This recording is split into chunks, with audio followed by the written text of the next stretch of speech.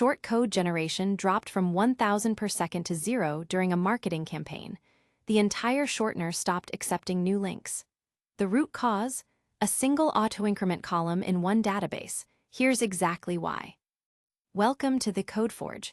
Before we dig into that production issue, let's cover design URL shortener. A URL shortener takes a long URL and returns a short code. When someone visits that short URL, the service looks up the original and issues an HTTP redirect. It's a classic read-heavy system. Most operations are redirects, not creations. There are two main ways to generate short codes: hash-based and ID-based. Hash-based takes the URL, hashes it, and truncates. ID-based uses a unique integer and encodes it in base 62. ID-based is simpler because you don't need collision handling. Here's a Java implementation of base 62 encoding. It converts a numeric ID into a short alphanumeric string. The decode method reverses it. This is the core of ID-based code generation. The database schema is simple: a table with short code as primary key, plus the original URL and metadata. A covering index on short code that includes original URL makes lookups fast without touching the data file. This SQL creates the links table with a covering index. The include clause ensures the original URL and expires at are stored in the index, so the database can satisfy the query without reading the table. Caching is critical for handling viral traffic. We use two tiers. L1 is an in-memory cache on each application server. L2 is a shared Redis cluster. The cache-aside pattern checks L1 first, then L2, then the database. This Java class implements the two-tier cache. L1 uses Guava cache with a maximum of 100,000 entries and a 1-minute TTL.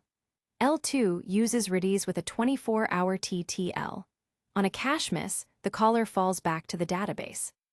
When a client requests a short URL, the server responds with a redirect. 301 tells the browser to cache the redirect permanently, which reduces load but loses click data. 302 sends every request to the server, enabling analytics. Here's what the HTTP response looks like. For 302, we set cache control to prevent caching. For 301, we set a long max age so browsers and CDNs cache it. The location header contains the target URL. Expiration is handled by checking the expires at column. If expired, return 410 gone. Custom aliases must be unique and not conflict with auto-generated codes. Analytics events are pushed to a message queue asynchronously. This SQL query checks if a link has expired. The application code then returns a 410 status if expired or redirects the user. This adds about 1 ms to the redirect path. Capacity estimation is crucial. With 30 million new URLs per month, over 5 years you'll have 1.8 billion records. Each row is about 2.1 KB, so total storage is 3.78 PB. And with an average of 10 reads per URL, you're looking at 18 billion reads. This Python script calculates the numbers. It shows that you'll need petabytes of storage and billions of reads. This drives decisions on caching and sharding. In low-level design, we pre-generate short codes in Redis to avoid database contention on creation. For reads, we use a hash index for O1 lookups.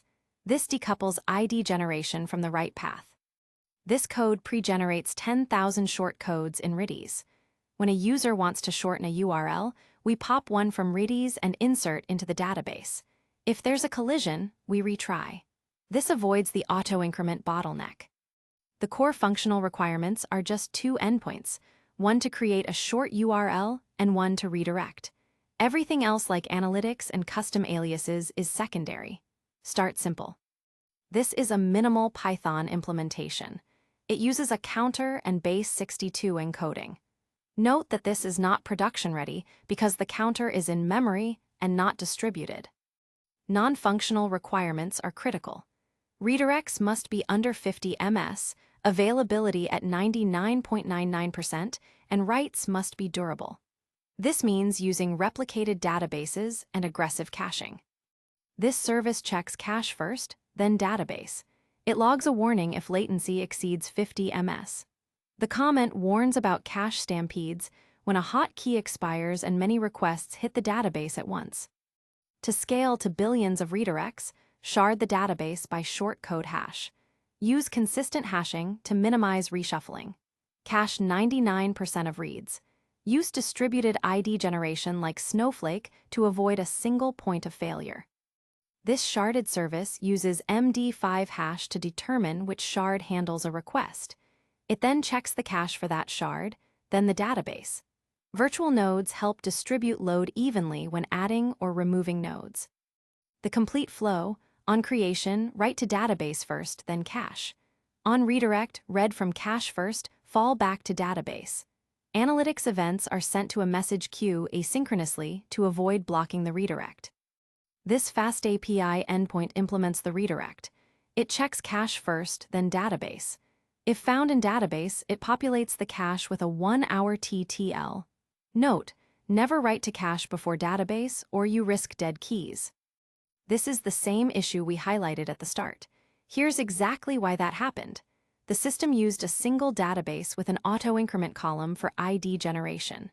Under high write load from the campaign, the InnoDB auto-increment lock caused contention. When the database crashed, all new link creation stopped.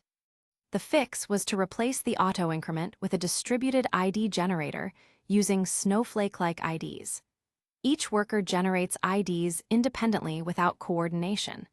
This eliminated the write bottleneck and single point of failure. This is the offending line. Using auto-increment in a single database creates a write bottleneck.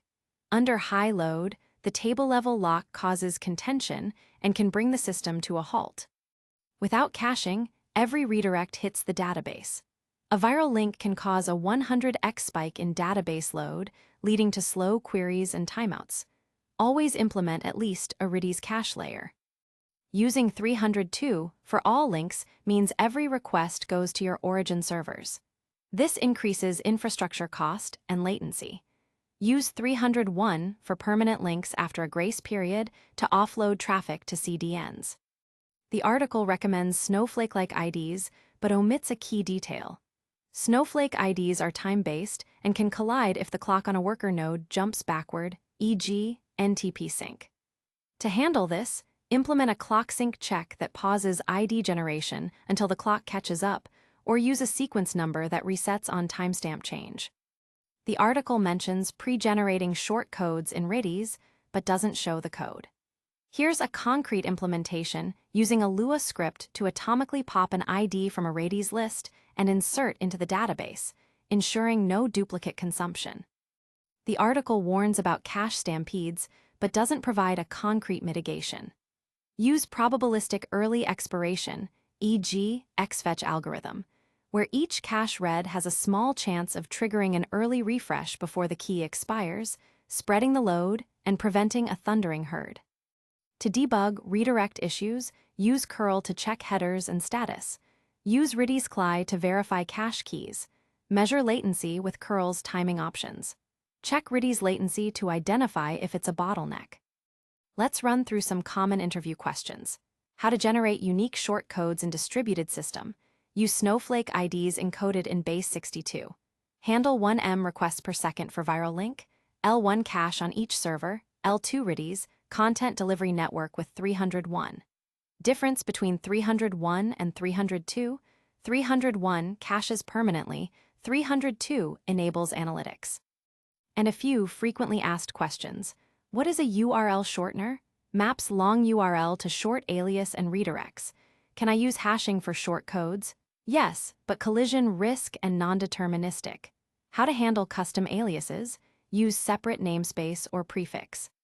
To summarize, cache aggressively with L1 and L2. Use ID-based generation with base 62 to avoid collisions. Use 302 for tracking and 301 to offload traffic. Always make analytics asynchronous and idempotent. Ready to go deeper? Up next, design Twitter feed, then design YouTube, then design WhatsApp. Find them all at TheCodeForge.io. Thanks for watching. The full article and code examples are covered in detail at TheCodeForge.io.